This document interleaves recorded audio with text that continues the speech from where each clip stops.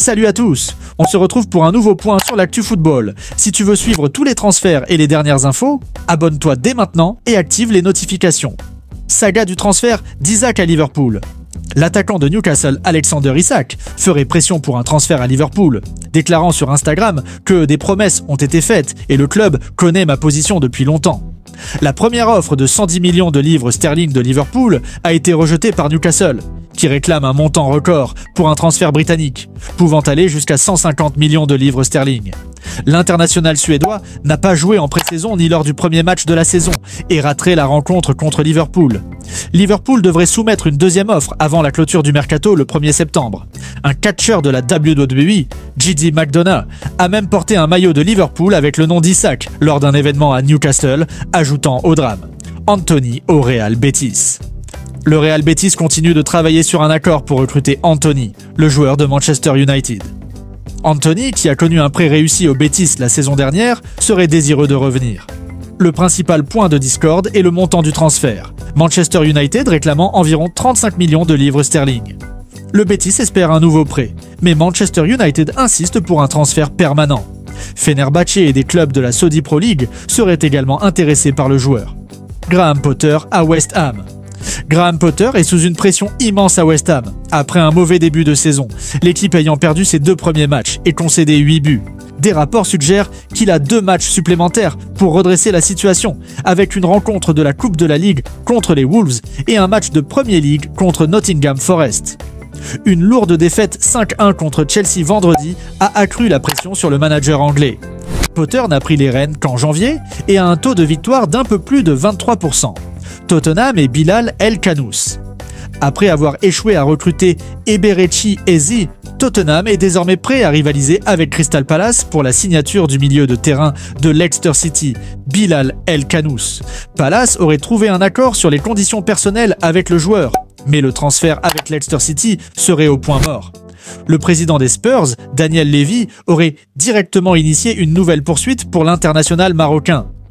La perspective de jouer en Ligue des Champions à Tottenham pourrait être un facteur majeur dans la décision du joueur.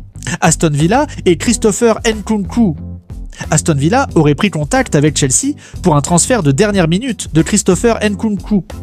Nkunku, qui a été associé à un départ de Stamford Bridge tout l'été, attire également l'intérêt de ses anciens clubs, le Bayern Munich et le RB Leipzig. Chelsea serait prêt à vendre l'attaquant français pour une somme réduite, certains rapports évoquant un montant de 22 millions de livres sterling. Aston Villa chercherait également d'autres options, dont Nicolas Jackson de Chelsea, Como et Noel Törnqvist. Le club de Com a trouvé un accord de principe avec le gardien de but suédois, Noel Törnqvist. Le contrat devrait être finalisé pour janvier 2026. Les 2 clubs discutent actuellement pour savoir si le joueur restera à Mjällby d'ici là ou rejoindra la Serie A immédiatement. Galatasaray et Wilfred Singo. Galatasaray et l'AS Monaco ont trouvé un accord pour le transfert de Wilfred Singo.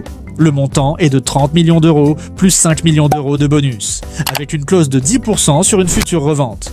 Les négociations se poursuivent avec l'entourage du joueur. Arsenal et Piero Hincapié. Le défenseur, Piero Hincapié, est très intéressé par le projet d'Arsenal.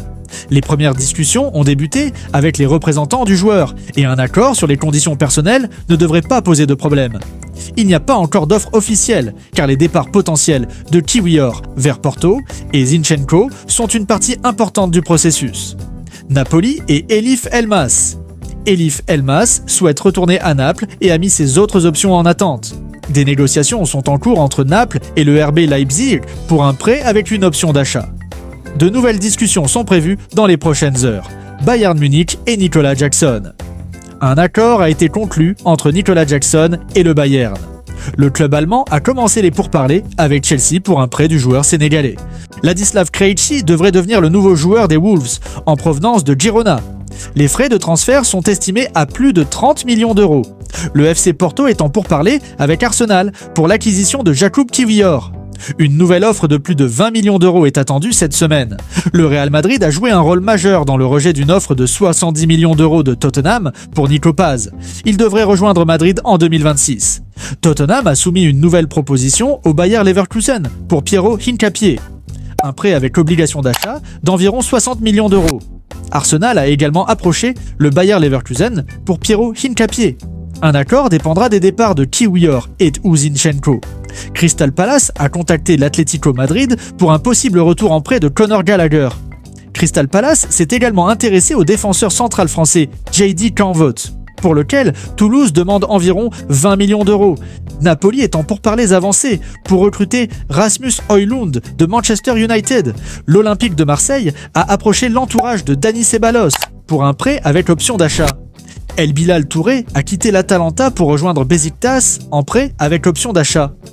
Bournemouth est en négociation avancée avec Chelsea pour signer Axel Disasi.